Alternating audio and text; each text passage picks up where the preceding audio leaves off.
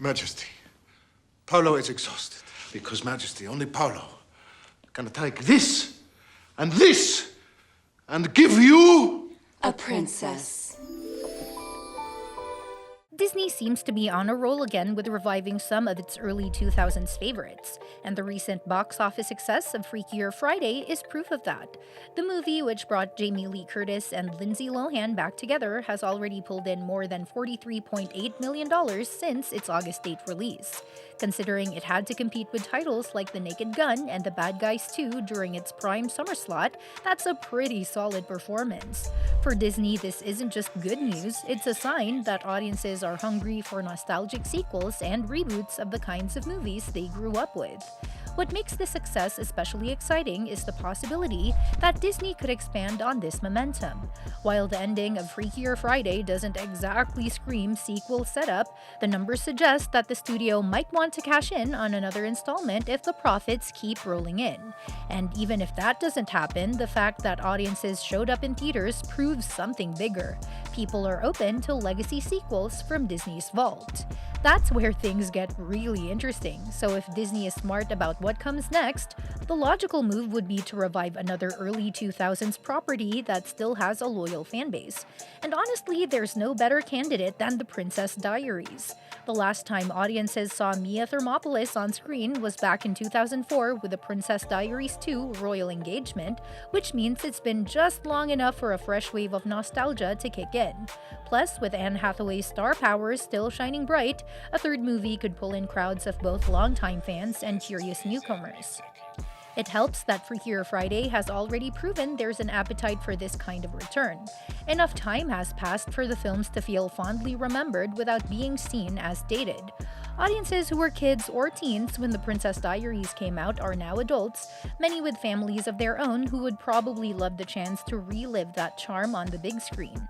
Nostalgia works in powerful ways, and Disney knows how to capitalize on it. Another key point is Anne Hathaway herself. Unlike some actors who drift away from Hollywood after a breakout role, Hathaway's career has only grown since her days as the awkward princess in training. From starring in huge blockbusters to critically acclaimed indie projects and even winning an Oscar for Les Miserables, she's kept her name and talent in the spotlight. With upcoming projects like The Devil Wears Prada 2 and Verity, she's once again becoming a major talking point in the industry. That kind of momentum would only boost interest in The Princess Diaries 3 because fans love the idea of seeing her return to the role that first made her a household name. Now, it's worth noting that Disney actually confirmed The Princess Diaries 3 back in 2022, but since then, not much has happened with the project. There's been no word about whether Julie Andrews or Chris Pine would be involved, which makes it feel like the idea has been sitting on a shelf waiting for the right time. The problem is, Disney tends to prioritize the big mainstream projects that promise massive box office returns, so smaller but beloved films sometimes get pushed aside. But here's why Freakier Friday changes the game. Disney now has hard evidence that reviving early 2000s hits can actually make money, not just trend on social media. The Princess Diaries was every bit as popular as Freaky Friday back in its day, if not more. In fact, the first Princess Diaries movie grossed $165 million worldwide, which even edged out Freaky Friday's $160 million haul. Clearly, the fan base is there, and this is the moment to strike. One person especially excited about this possibility is John Rhys Davies, who played Viscount Mabry in The Princess Diaries 2.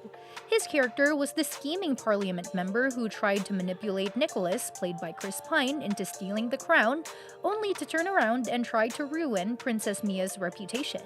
Even though Mabry's plan was exposed by the end, the movie left his fate a little open-ended.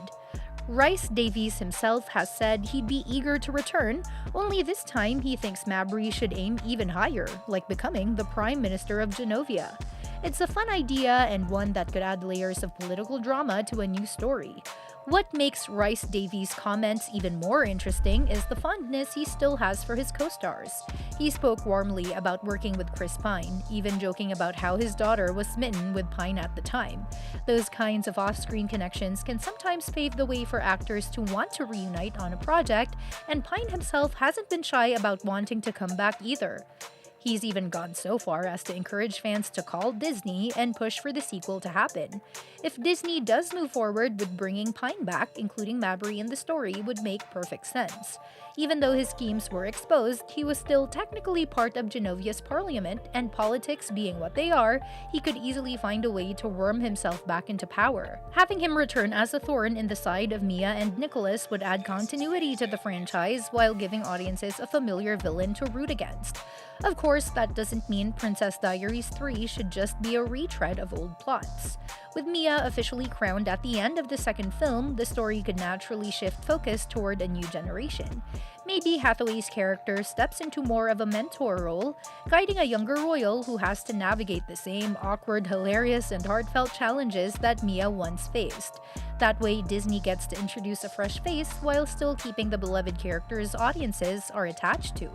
This kind of generational storytelling works especially well because it bridges audiences together. Parents who love the original films could bring their kids to see a new chapter, making it both nostalgic and family-friendly at the same time. Disney has always thrived on balancing those two elements, and The Princess Diaries 3 could easily become one of those movies that unites fans across age groups. At the same time, it's easy to imagine Julie Andrews making at least a cameo, even though she's expressed some hesitation about returning in the past.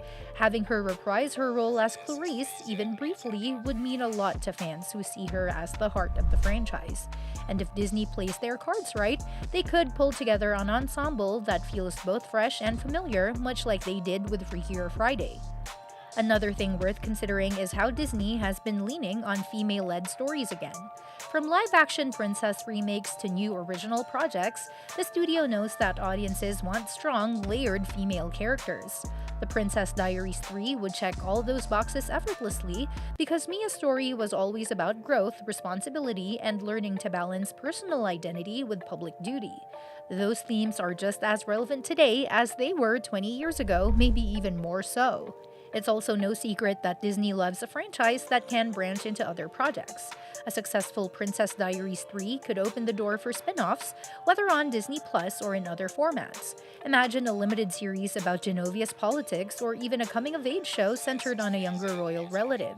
The possibilities are wide open, and Disney has proven it's willing to experiment when there's a built-in audience ready to watch. So when you put all the pieces together, it feels like a no-brainer.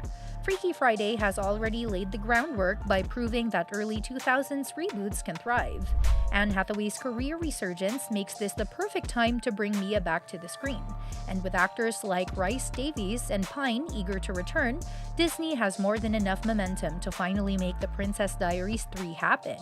The biggest challenge will be how the story is framed. Will it be Mia's continued journey as queen, or will it introduce a new character as the next princess in training? Either way, fans are ready for it. The mixture of nostalgia, star power, and untapped story potential is just too strong to ignore. Disney has always been good at recognizing patterns, and the success of Freakier Friday might just be the signal they needed.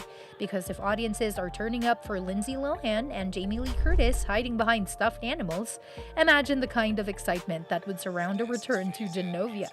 It's the next logical step, and for longtime fans, it's the sequel they've been waiting for. And that's that for today's video. Thanks for watching, and we'll see you in the next one.